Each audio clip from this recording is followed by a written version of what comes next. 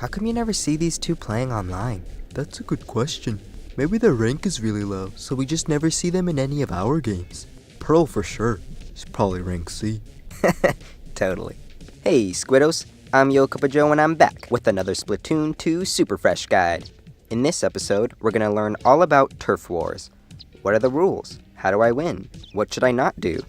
To find the answer to all of these questions and more, you must enter the tower. I gotta say, you got some pretty fresh gear. I like it a lot. In Turf Wars, your goal is to cover as much of the floor with your team's ink as possible before the 3-minute timer ends. Then, Judd and Lil Judd calculate the ink coverage percentages to determine the victor. Ink on walls does not count toward this final tally, so only paint walls you want to swim up. Some people say it is pointless to ink the base, but those people are wrong. You do indeed get points for inking the base, just not that many. It can be a waste of time later in the match, but at the very beginning, I say go for it. For the first half of the game, it is okay to take time thoroughly painting your way down one path out of your base each time you respawn. You'll want to work with your team to control a section of the map. If you see a teammate focused in one direction, find another direction to focus on yourself. Now, you and your teammate are controlling an area. If you detect a skirmish happening, try to assist your teammate and hope that they are planning to do the same for you. When you've gained a numbers advantage by splatting a few enemies, that's a good time to take control of a new portion of the map. If you run out of turf to claim for your team, you can try pushing into the enemy base. The benefit of trying to control the enemy base is that it makes it harder for the enemy team to get back into the game after dying, but the risk of getting yourself splatted becomes greater as the bases in Splatoon are designed to be tough to infiltrate. There's nothing wrong with staying away from the enemy base if you don't think you can handle it. You can win just by controlling the middle area and your own side of the map. Once you're halfway through the match, that's when it's time to stop inking the base. I understand the desire to paint everything in sight, but you must fight that urge. It is better to focus your energy on the middle sections of the map, so paint only what you need to in order to leave your base as quickly as possible. That corner might get you 1% more ink coverage, but it's more important for you to be there for your team during the final minute of battle. The closer you get to the end of a turf war match, the more valuable your time and your life becomes. Your life is valuable because losing it means you have to waste time getting back into the game. Your time is valuable because it's a resource that you cannot get more of. When you use your ink to fire your weapon or throw a bomb, you can always refill your ink tank.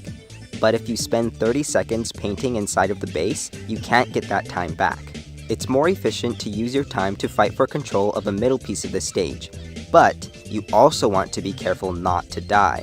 It's a delicate balance. If you're struggling, then I suggest prioritizing staying alive. Retreat the moment you think you could die. It only takes a couple seconds to get back into the fight after swimming back to cover, but respawning and swimming back to the front line can take about 15 to 20 seconds. If you find yourself in a situation where your team has been wiped out, it will take an organized effort to regain control. Start by getting yourself to a safe position where you can play passively. You need to stay alive. You cannot risk walking into an enemy's line of sight. You want to be the one waiting for enemies to come to you. As soon as your team is back up, you can start pushing for control of the center.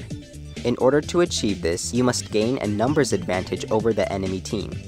As I said earlier, when you outnumber your opponents, it's time to take control of a new portion of the map. So apply the same thinking when it comes to regaining control after getting wiped out.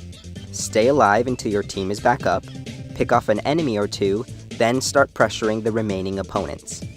They'll either run away or get splatted by you and your team. Then, you're free to reclaim the turf for your team. If you follow this advice, you're sure to start winning more turf wars. But the video thumbnail promises more than that. You came here to learn how to win every time, right? Well, the first thing you need to know is that there is no Turf Wars rank. So winning a match doesn't actually do much other than help you level up faster. The ranked playlist is where wins really count. So use Turf War as a place to get better with a weapon, a tactic, or anything else. The last 60 seconds of battle are all that really matter. You can do nothing but die for the first 2 minutes, but if you can get a few choice splats in the end, you'll win.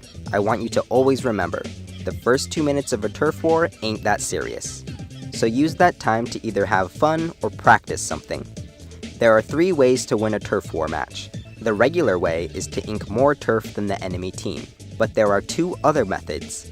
If you learn something new, that's a win. If you have fun, that's a win too, and it's super easy to accomplish both of those things during those 2 minutes that don't matter. I haven't lost a single turf war match since August when I discovered those other 2 ways to win. Thanks for watching this episode of my Splatoon 2 Superfresh guide.